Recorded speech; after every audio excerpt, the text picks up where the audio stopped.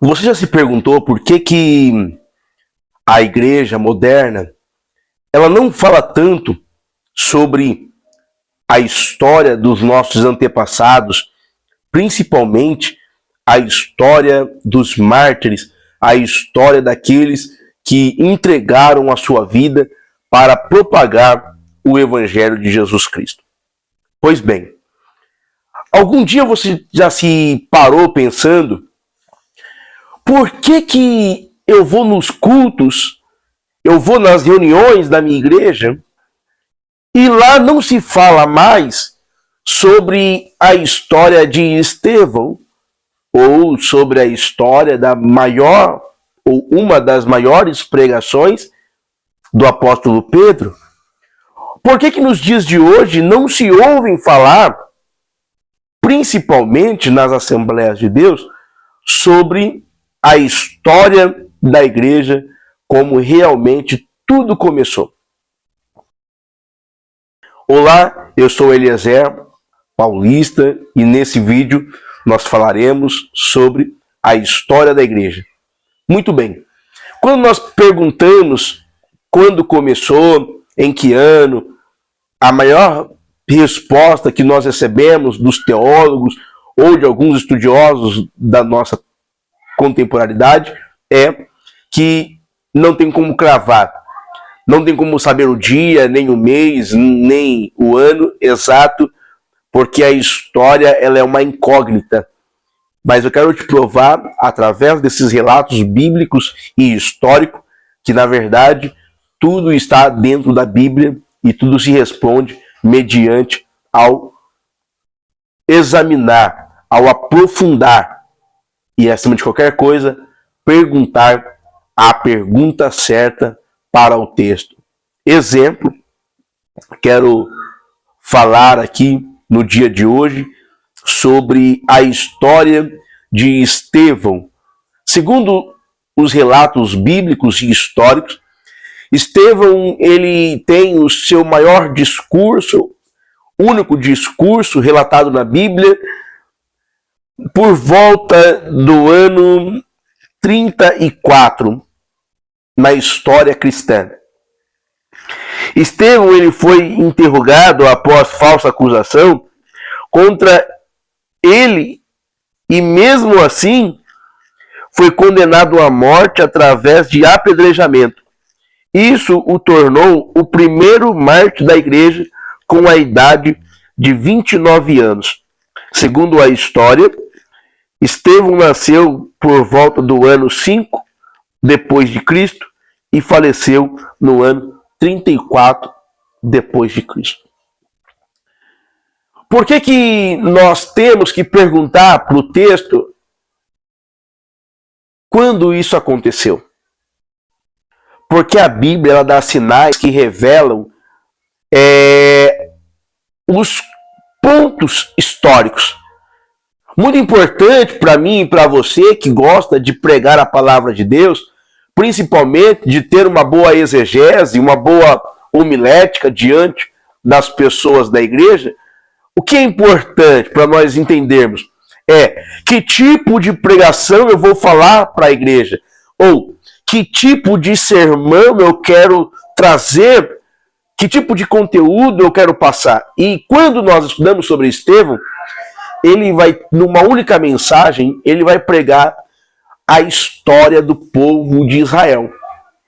Você pode ler lá em Atos que Estevão ele começa o seu sermão falando sobre a história do povo de Deus através de Adão, depois no passar do tempo Noé, Moisés, os profetas. Ele vai trazendo luz para o povo, vai trazendo esclarecimento para o povo, e ele chega no final do seu sermão dizendo: vocês o apedrejaram, vocês o mataram, porém ele o ressuscitou. Vocês crucificaram meu Jesus, vocês prenderam ele, mas ao terceiro dia ele ressuscitou, ele subiu ao céu e disse para o seu povo que ele enviaria o Consolador. Pois bem, Quando nós entendemos que o Consolador é o Espírito Santo, e o Espírito Santo, ele, através da pregação de Estevão, conforta não apenas quem estava ouvindo e era simpatizante da vida de Estevão, mas também ele vai usar esse momento para marcar a vida de um homem que até o momento da sua conversão não tinha conhecimento claro, específico, né, sobre quem era Jesus. Para ele, Jesus era mais um professor, mais um mestre que tinha nascido e formado ali um grupo para corromper os bons costumes judaicos.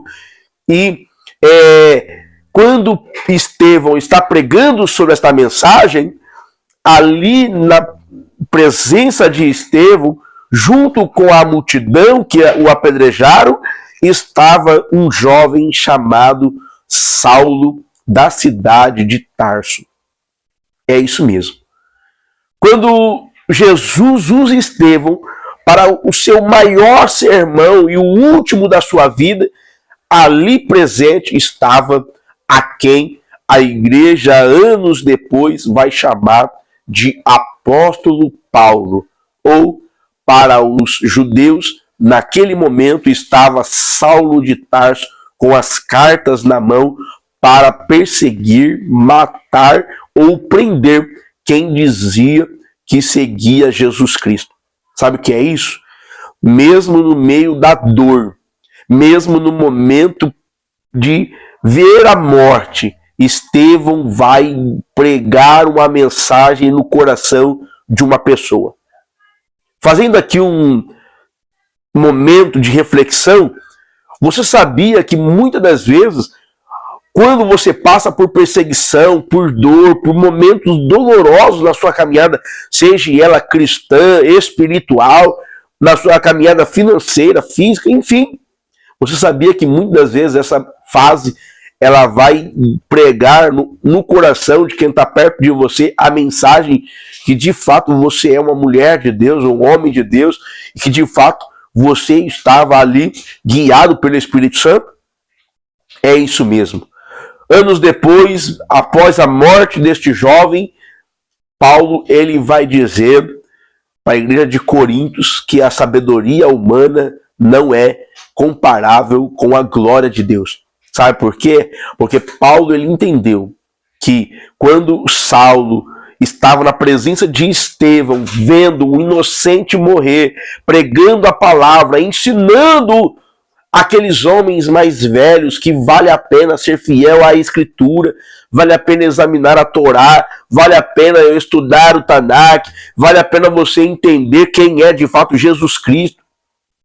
Paulo ele vai entender que quando aquele jovem entrega seu espírito e ele diz: Pai, está consumado, parece que nós estamos vendo Jesus dizer a mesma coisa. Não é? Não é isso que vem à sua mente quando você se depara com as últimas frases de Estevão antes da morte? Não parece Jesus na cruz do Calvário dizendo: eles não sabem o que estão fazendo, perdoa eles, porque isso aqui está me levando a um outro nível, isso está me aproximando do Senhor. Não é assim que nós vivemos a nossa vida? Pois bem, Estevão, quando ele entrega seu espírito, quando ele morre e chega à eternidade, anos depois, por volta do ano 36, Saulo ele pede cartas para perseguir ainda mais o povo que se dizia pertencer ao caminho, né, que era o nome primitivo para o cristianismo. E quando eles estavam se aproximando de Damasco, a história que você já conhece, ele caiu por terra e ouviu uma voz que disse: Saulo, Saulo, por que tu me persegues? É isso que nós vamos falar no nosso próximo vídeo. Esse vídeo foi um apoio E eu quero aqui deixar meus agradecimentos a duas equipes extraordinárias que Deus tem colocado na minha vida, que é a loja Armazém das Armações, na cidade de Jequié, é onde nós fazemos nosso exame de vista, tem nosso suporte ali para ter armação de qualidade, lente no melhor preço. E você que mora na cidade de Jequié, não perca a oportunidade, entre em contato, na descrição aqui eu vou deixar o contato, né, da loja, e é bênção de Deus.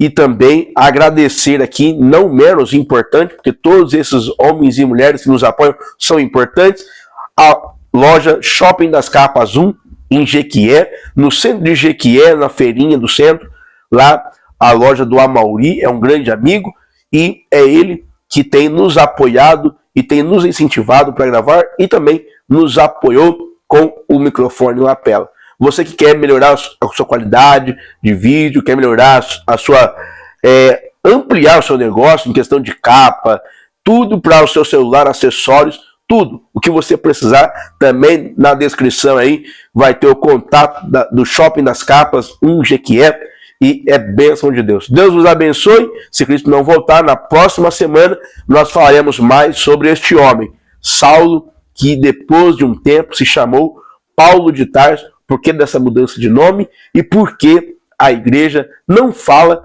né, esses dois nomes aí comum e explica com clareza a mudança. Por que a mudança de nome de Saulo para Paulo? Você que gostou desse conteúdo, curte, compartilha e se inscreva no nosso canal, e tenho certeza que é bênção de Deus para as nossas vidas. Até mais e Deus vos abençoe.